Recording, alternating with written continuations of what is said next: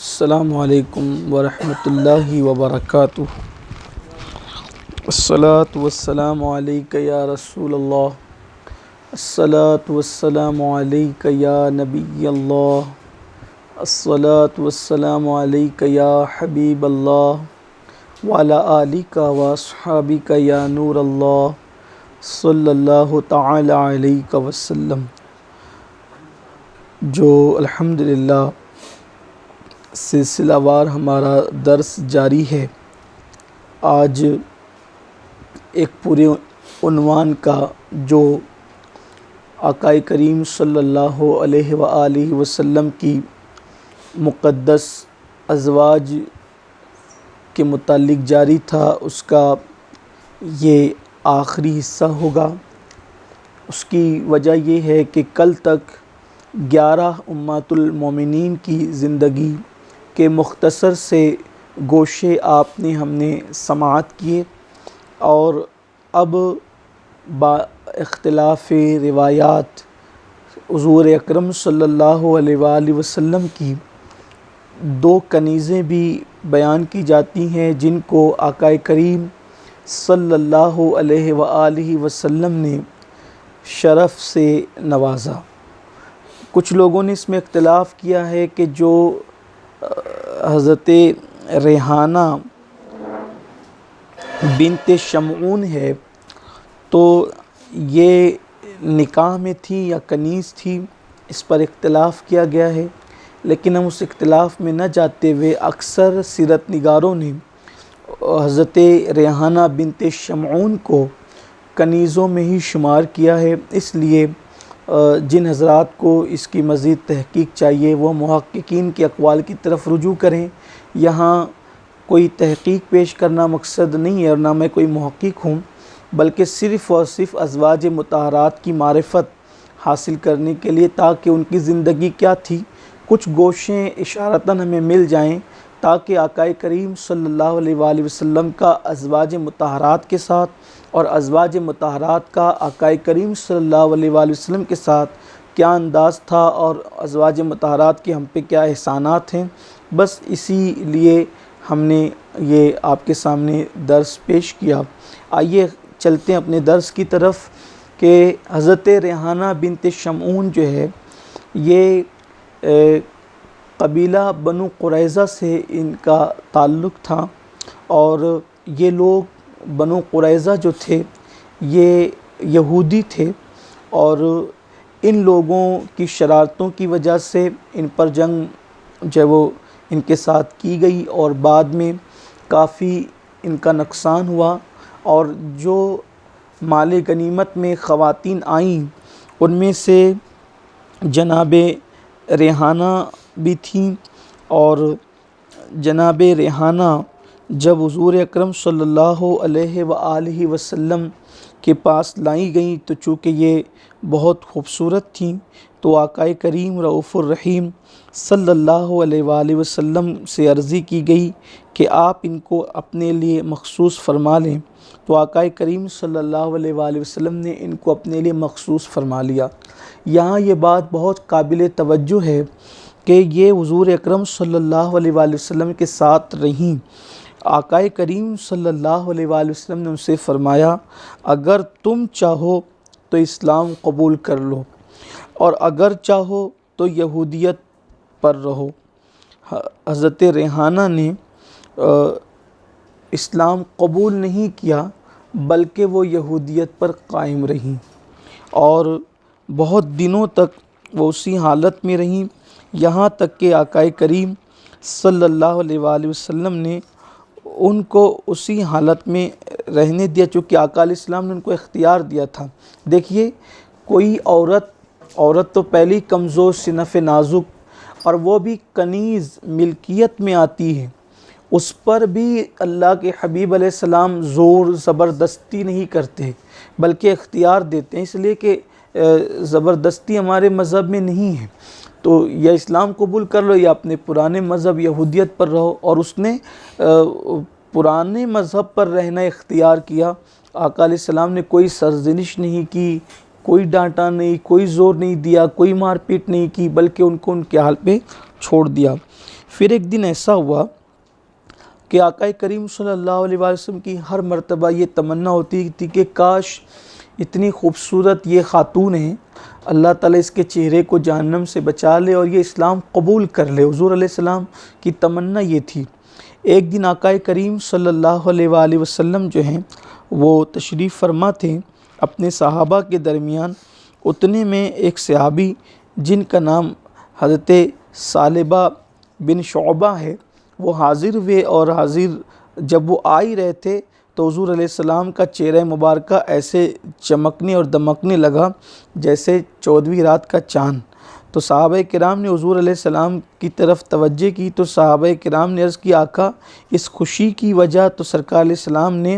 حضرت ثعلبہ بن شعبہ کے آنے سے پہلے فرمایا کہ یہ جو آ رہے ہیں نا وہ ریحانہ کے اسلام قبول کرنے کی خوشخبری لے کر آ رہے ہیں۔ اس خوشی میں جو ہے وہ میرا چہرہ یوں دمک اٹھا۔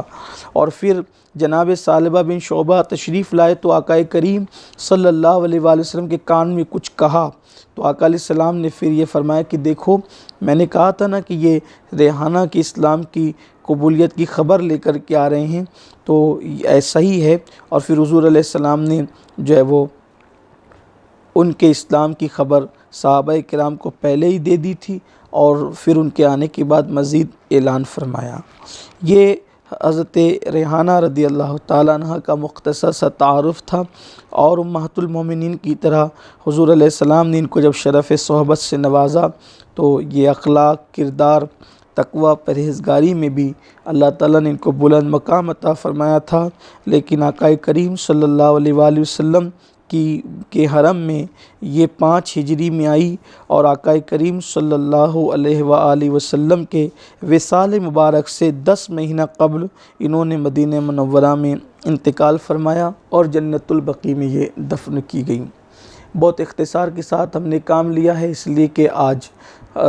دونوں حضرات یعنی جناب ریحانہ اور جناب ماریہ قبطیہ رضی اللہ تعالیٰ عنہما کا ذکر ہونا تھا، تو حضرت ریحانہ کا ذکر آپ نے سماعت فرمایا۔ اب دوسری آقا علیہ السلام کی کنیز جناب ماریہ قبطیہ رضی اللہ تعالیٰ عنہ، ان کے جو ہے وہ آقا کریم صلی اللہ علیہ وآلہ وسلم کے جو ہے وہ حرم پاک میں آنے کا مختصر سا پس منظر یہ ہے کہ جب حدیبیہ میں صلح ہوئی تو صلح حدیبیہ کے بعد مکہ المکرمہ کے کفار کی طرف سے آقا کریم صلی اللہ علیہ وآلہ وسلم کو اطمینان ہو گیا، کیونکہ اب ادھر سے صلح کا معاہدہ ہو گیا تھا۔ تو حضور اکرم صلی اللہ علیہ وآلہ وسلم نے اس صلح کے درمیان بہت سے کام کیے، جن میں سے یہ کہ بہت سارے جو آس پاس کے بادشاہ تھے، ان بادشاہوں کے پاس حضور اکرم صلی اللہ علیہ وآلہ وسلم نے اپنے خطوط روانہ کیے اور اپنے قاصد روانہ کیے کہ وہ بادشاہ اسلام قبول کر لے۔ تو انہی میں جو ہے وہ قبطیوں کا بادشاہ جو تھا اس کو بھی آقا کریم صلی اللہ علیہ وآلہ وسلم نے خط لکھا، اور جب آقا کریم صلی اللہ علیہ وآلہ وسلم نے خط دے کر حضرت سیدنا حاطب ابن بلتہ رضی اللہ تعالیٰ عنہ کو روانہ کیا، اور ان کے ساتھ کچھ لوگ اور بھی تھے، تو جب اس نے حضور اکرم صلی اللہ علیہ وآلہ وسلم کا خط پڑھا، سر پہ رکھا، اور حضور اکرم صلی اللہ علیہ وآلہ وسلم کی دعوت تو البتہ اس نے اسلام کی قبول نہیں کی، لیکن اس نے یہ ضرور کہا کہ میں اس پر غور کروں گا۔ اور پھر اس نے صحابہ کرام کی بڑی خاطر مدارت کی، 5 دنوں تک اپنے پاس رکھا، اور پھر ایک ہاتھی دانت کی ایک ڈبیا میں پھر اپنی طرف سے خط بھی حضور اکرم صلی اللہ علیہ وآلہ وسلم کو بھیجا، اور ساتھ ہی ساتھ حضور علیہ السلام کی بارگاہ میں اس نے کچھ تحفے تحائف بھیجے، جس میں سے حضرت ماریہ قبطیہ تھی اور ان کی بہن سیرین تھی۔ اسی طرح ایک خصی غلام اور ایک خواجہ سرا، ان دونوں کی خدمت کے لیے روانہ کیا۔ اسی طرح سے ایک گدھا جس کو ہم دراز گوش کہتے ہیں، جس کا نام یافور تھا، آخری وقت تک ظاہری طور پر وہ حضور علیہ السلام اس پہ سواری کرتے رہے، اور جب آقا علیہ السلام کا وصال ہو گیا تو اس دراز گوش نے جو ہے وہ کنویں میں گر کر اپنی جان دے دی۔ تو یہ جو دراز گوش یافور نام کا تھا، یہ جو ہے وہ قبطیوں کے بادشاہ کی طرف سے بھیجا ہوا تھا۔ اسی طرح ایک خچر جس کا نام دلدل تھا، اور پورے عرب میں اس وقت تک ایسا خچر نہیں تھا، وہ بھی بطور تحفہ بھیجا۔ ایک نیزہ اور 20 لباس اس نے جو ہے وہ بھیجے، اور بھی 1000 مسکال سونا۔ اس طرح سے بہت سی چیزیں، خوشبو وغیرہ آقا کریم صلی اللہ علیہ وسلم کی خدمت میں پیش کیا۔ اور ساتھ ہی ساتھ اس نے یہ لکھا کہ یہ جو 2 کنیزیں میں آپ کو بھیج رہا ہوں، ایک ماریا اور سیرین ہیں، یہ وہ ہے کہ یہاں پر قبطیوں میں، یعنی جو ہماری یہ بادشاہت ہے، ہماری جو حکومت ہے، ان میں یہ دونوں خواتین بڑی عزت دار اور بڑی پاک باز سمجھی جاتی ہے، تو یہ دونوں میں آپ کی خدمت میں بھیج رہا ہوں۔ تو جناب ماریا اور سیرین جب آقا کریم صلی اللہ علیہ وسلم کے سامنے لائی گئیں، تو حضرت ماریا قبطیہ جو تھی، خوبصورت رنگ تھا، گورا رنگ تھا، سرخی مائل اور گھنگریالے بال تھے، اور اللہ تعالیٰ نے جو ہے وہ بڑا حسن سے انہیں نوازا تھا۔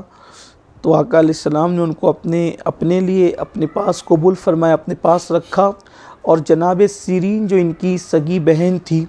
وہ حضرت حسان بن ثابت رضی اللہ تعالیٰ عنہ کو بخش دیا،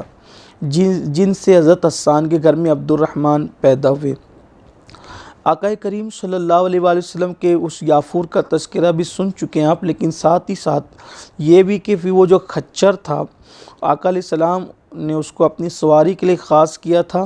آقا علیہ السلام کی وصال کے بعد مولا کائنات اس پہ سواری کرتے تھے،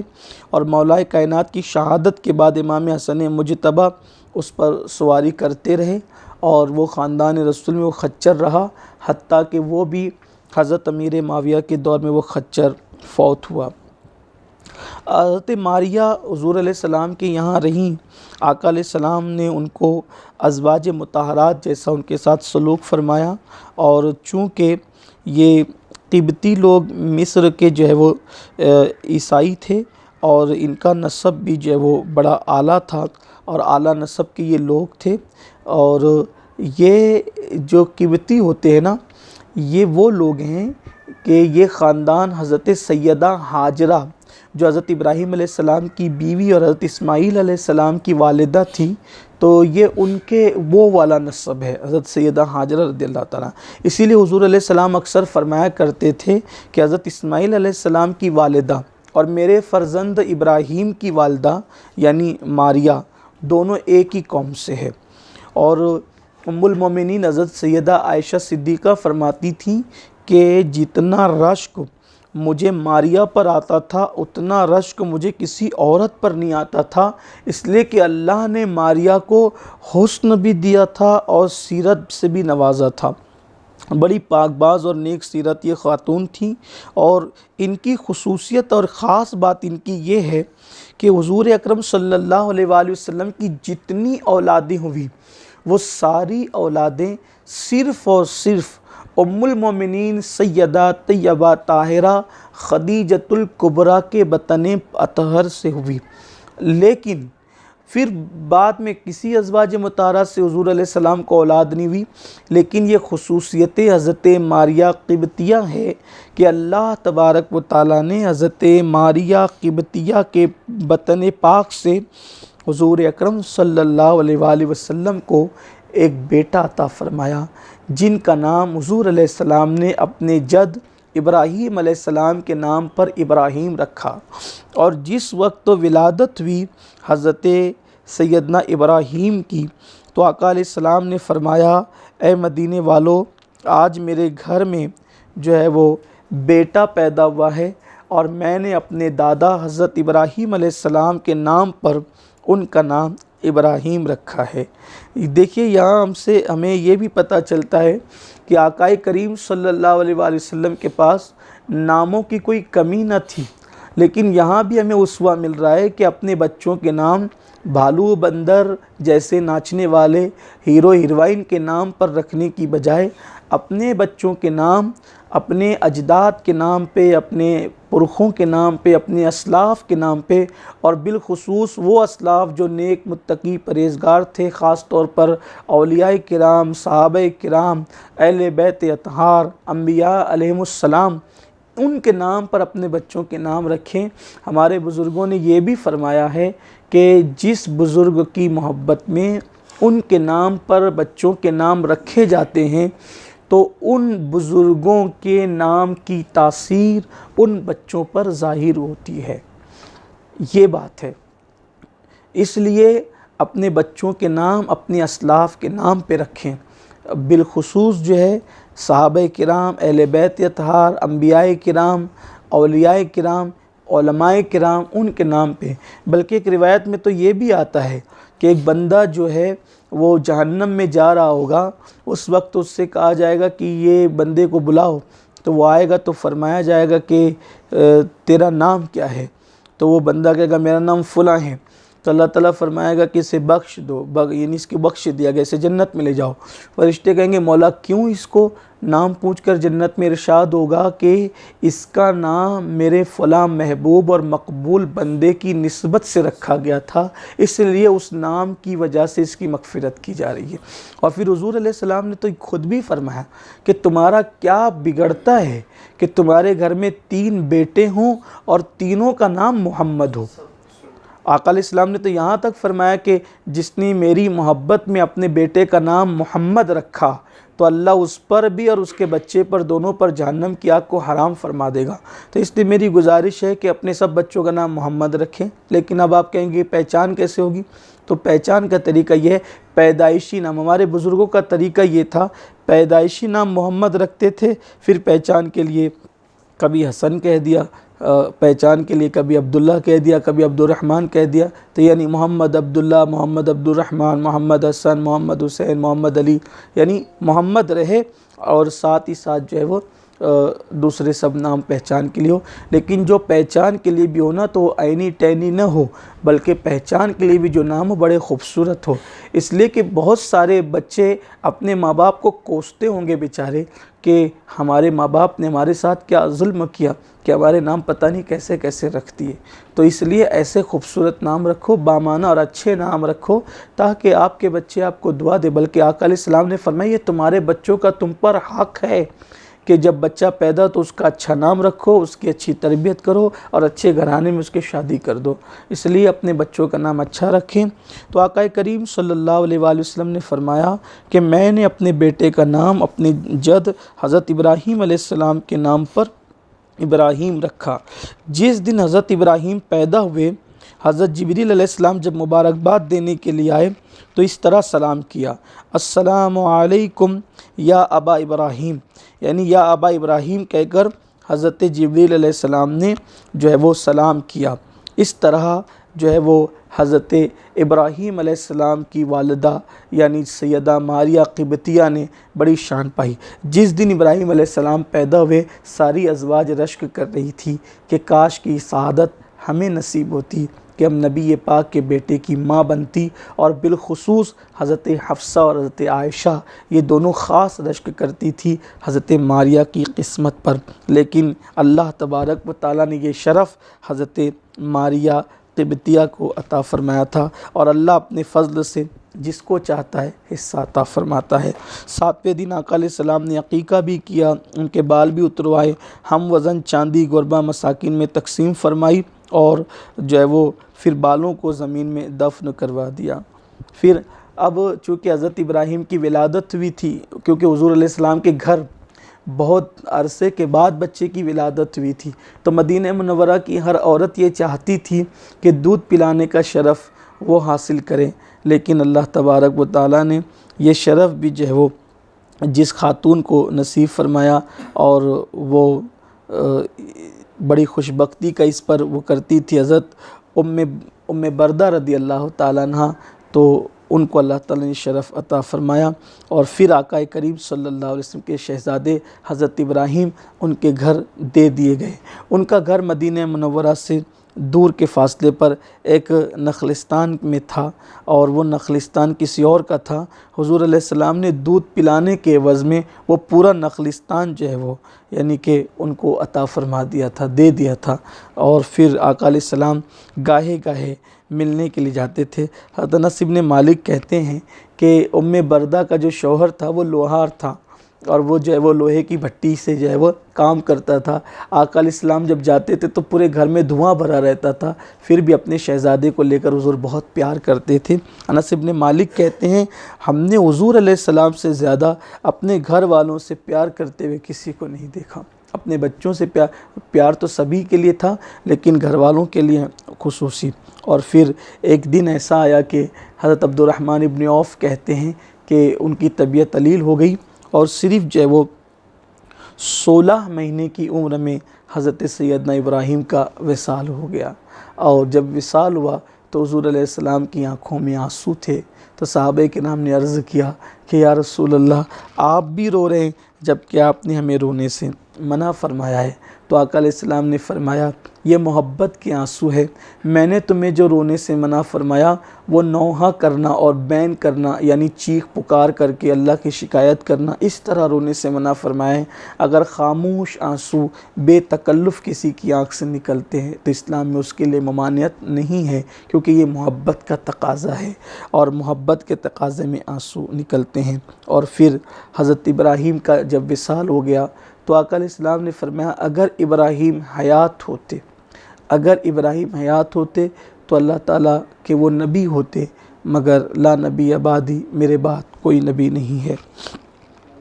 پھر آقا کریم صلی اللہ علیہ وآلہ وسلم کا جب وصال ہو گیا تو حضرت ماریہ قبطیہ رضی اللہ تعالیٰ عنہ وہ کافی آقا کریم صلی اللہ علیہ وسلم کے وصال کے بعد غمگین رہتی تھی، لیکن ایک روایت کے مطابق اس غم کی تاب نہ لا کر حضرت ماریہ قبطیہ نے خلیفہ اول حضرت سیدنا ابوبکر صدیق رضی اللہ تعالیٰ کے دور میں جو ہے وہ وصال فرمایا۔ بعض لوگوں کا کہنا یہ ہے کہ خلیفہ دوم حضرت سیدنا عمر ابن خطاب کے دور میں آپ کا وصال ہوا 16 ہجری میں، اور سیدنا فاروق اعظم نے آپ کی نماز جنازہ پڑھائی اور تمام اہل مدینہ کو اس میں جمع فرمایا، اور جنت البقیع میں آقا کریم صلی اللہ علیہ وسلم کی اس مقدس اور مطہر کنیز کو سپرد خاک کر دیا گیا۔ یہ حضرت سیدہ ماریہ قبطیہ رضی اللہ تعالیٰ عنہ کی زندگی کے مختصر سے حالات تھے، اور آج یہ سلسلہ ازواج مطہرات کا ہمارے درس میں مکمل ہوا۔ اللہ تبارک و تعالی ہمیں ان تمام مقدس مطہر ازواج مطہرات کی خیرات عطا فرمائیں، ان کا صدقہ عطا فرمائیں۔ میری گزارش ہے کہ ان ناموں کو یاد کریں۔ حضرت ام المومنین خدیجۃ الکبریٰ کا نام، حضرت عائشہ صدیقہ کا نام، حضرت ام سلمہ کا نام، حضرت حفصہ کا نام، حضرت جویریہ کا نام، حضرت زینب بنت حجش کا نام، حضرت زینب بنت خزیمہ کا نام، اسی طرح حضرت سیدہ صفیہ کا نام، اسی طرح حضرت سیدہ جویریہ کا نام، اسی طرح حضرت سیدہ میمونہ کا نام۔ ان تمام ازواج مطہرات کے ساتھ پھر حضرت ریحانہ اور حضرت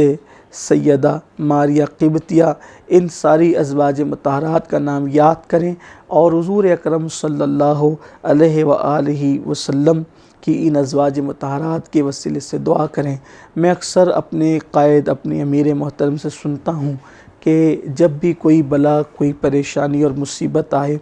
تو حضرت سیدہ خدیجۃ الکبریٰ رضی اللہ تعالیٰ عنہ کی نظر مان لینا چاہیے، کیونکہ جب حضرت خدیجۃ الکبریٰ کی نظر مان لی جاتی ہے، چونکہ بارگاہ رسالت میں ان کی بڑی شان تھی اور بڑی محبوب تھی یہ حضور اکرم صلی اللہ علیہ وآلہ وسلم کی، اور ظاہر سی بات ہے اللہ کا محبوب بنے جو تمہیں چاہے، اس کا تو بیاں ہی نہیں ہے تم جسے چاہو۔ تو حضور علیہ السلام نے جن کے لیے قبر کھودی، اپنے ہاتھوں سے جنہیں دفن کیا،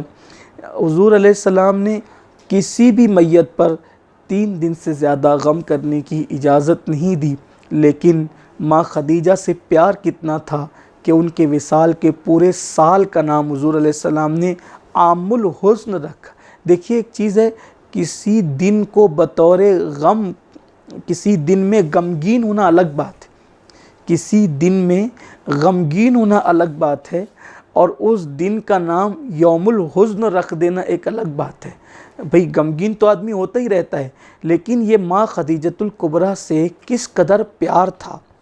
کہ آقا کریم صلی اللہ علیہ وآلہ وسلم نے اس پورے سال کا نام عام الحزن رکھا۔ حالانکہ حضرت ام المومنین حضرت خدیجہ کے ساتھ